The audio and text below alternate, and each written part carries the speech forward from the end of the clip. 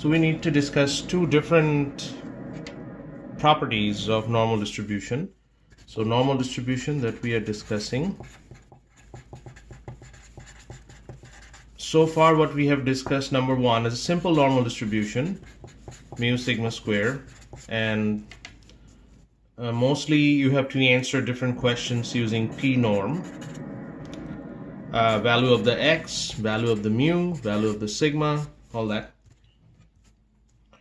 And number two, we discussed normal approximation.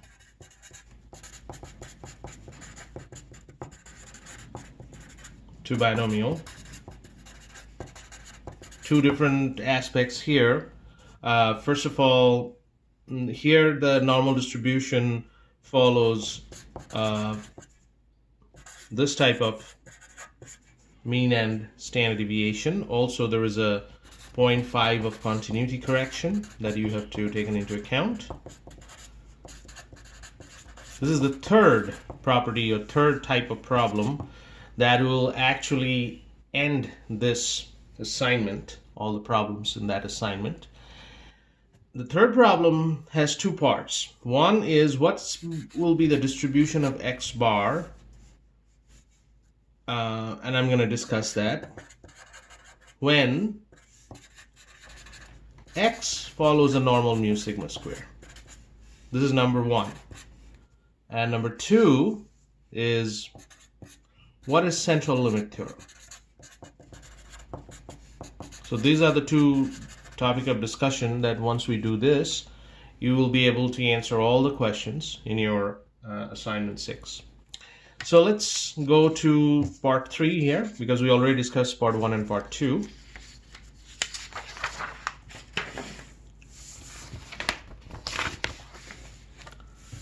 So part 3, first, we have x is a random variable,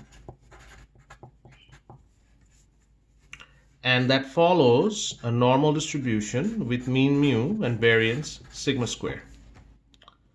If I take x1 up to xn, n random samples,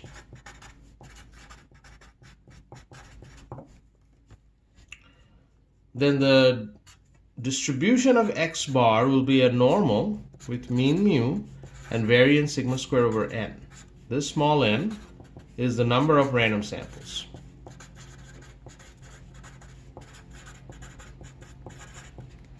So what changes in the problem? In the problem, you will see n is given to you. Say n is 10. And then there is a normal distribution given to you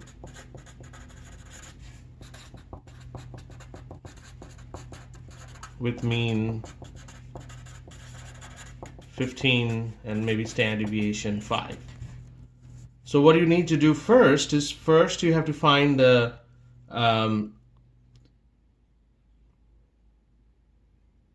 standard deviation divided by square root of n. This is you need to find first, which is 5 divided by square root of 10.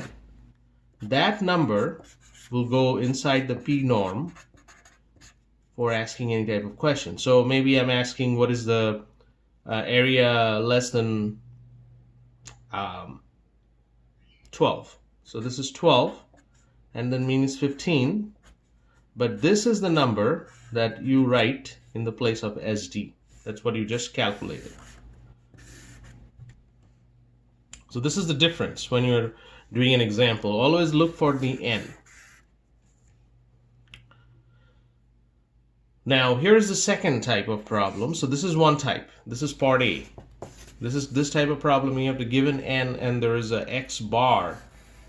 The distribution of x bar, which is the distribution of sample mean. That's what we are interested. The second type of problem is called the CLT, or the central limit theorem. What does this tell you? In short, we call this CLT. So in central limit theorem, x, just like before, is a random variable, but I don't know the distribution of x. It could be anything. And even if I know this is non-normal, so it could be any other distribution than normal distribution. But it has a mean of mu and a variance of sigma square. So it has a mean mu, variance, sigma square. I don't know the distribution, or it's a non-normal distribution.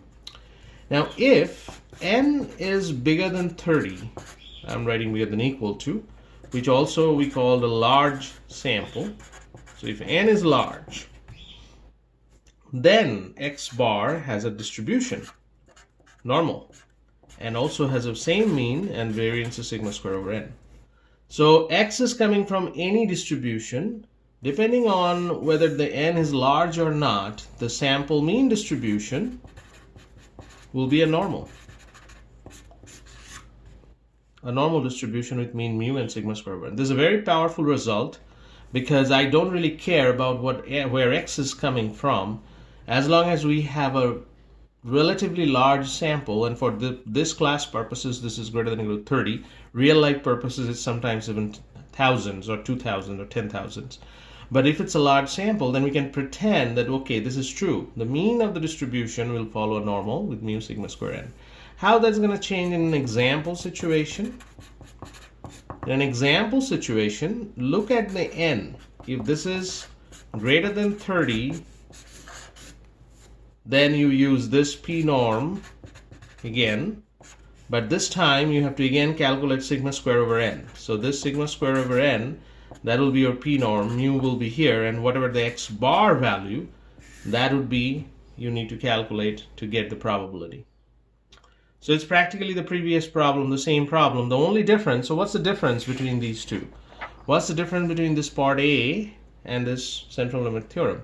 The difference is right here.